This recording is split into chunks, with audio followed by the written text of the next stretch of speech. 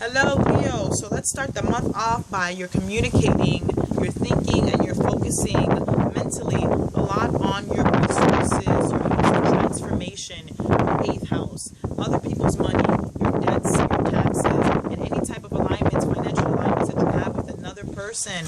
Also, to your sexuality. A lot of things that people, sexuality is something that people use to control. So there's really going to be a big focus on this with your communication in the beginning of the month. And then on the same day, on the 5th, Mars is going to be moving into your 5th house of joy, of pleasure, of children, of your heart, your creative endeavors, and how you express yourself creatively. You're a Leo, so I know there is so much drama, so much theater, so much art, and so much beauty coming from you this month. And Mars coming into this house for you, Leo, helping with that. That energy is going to be there to give you that push, that drive, that physical energy that you Leos already have just here in your 5th house, and also to giving you a lot more time with your children. If any of you have children out there, or just in relationships with children, you're going to have more of more energy to actually deal with your children, play with your children, and just spend time with them, because Saturn is here too. So it's stabilizing that house. You want something serious. You want to make concrete, stable things happen with your creativity here. On the 8th, you have a new moon total solar eclipse happening in the 8th house as well, of your transformation, of your regeneration, and of your alignments with financial alignments, excuse me. So there's a real big focus here on your transitioning and your transformation.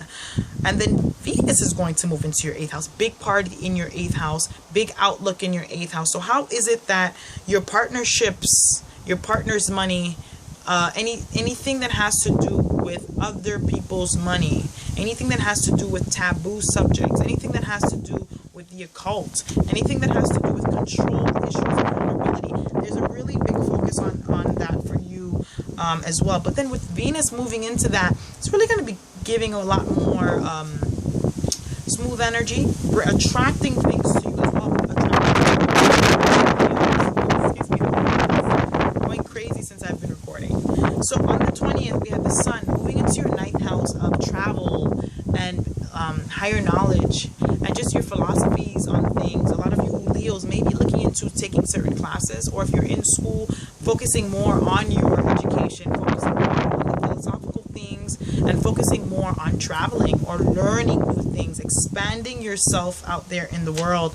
You have Mercury moving into that area of your chart also on the 25th, so on the 21st, excuse me. So there is going to be a lot of communication coming in through that.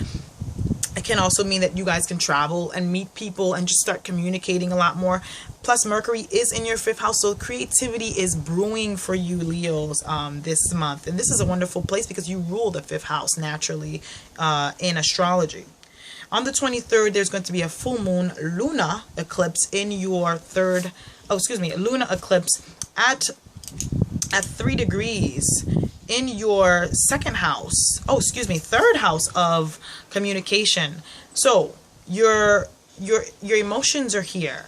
The way you're going to be communicating. Now, whatever relationship that you may have with your siblings, whatever relationship that you may have with family members, neighbors, I would say there's going to be a really big focus on that. With this lunar eclipse happens, it's eclipse season. So when there's an eclipse in a certain part of your chart, there's a really big focus on that, Leo. So any type of endings, change, beginnings, changing the course of relationships between certain people. You might even change your partnerships of some type, especially if it has to do with anything romantic, because Libra does rule partnerships. So this is not just affecting just those partnerships. This eclipse can affect every partnership that you have in your life as well. This is a really good time to, I would say, to redefine your outlook and your ideas in your patterns in the relationships that you hold, Leo. Really good time for you to focus that energy in that needed area. It needs concentration for some reason, and the way you're thinking too, you're processing things.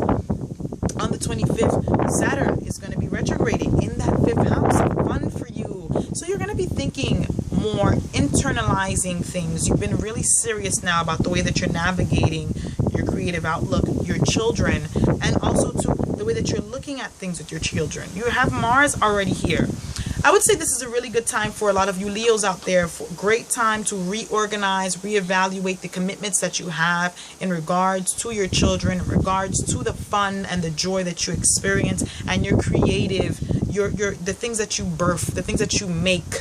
If you're an artist, if you're a painter, if you're a singer, even if you're a person that just likes to garden, this is your creation. This is where you put their energy into that. Saturn is going to be retrograding, so redefining those boundaries. How can you redefine certain things in the way that you have fun, in the way that you love, in the way that you are with your lover or your partner? This is a really good time for that, and to acquiring more knowledge, learning more, while Saturn is going to be retrograding in this area of your chart. It's going to be retrograding until the summertime, so you have some time to really think about all that. And then two, it's really trying to redefine your philosophies and your religious ideas on just life in general. So again, it's going to be retrograding till the summer, so you have time to focus on that. You have time to really put your energy into that creative area of your life. Again, Leo, I'll see you next month.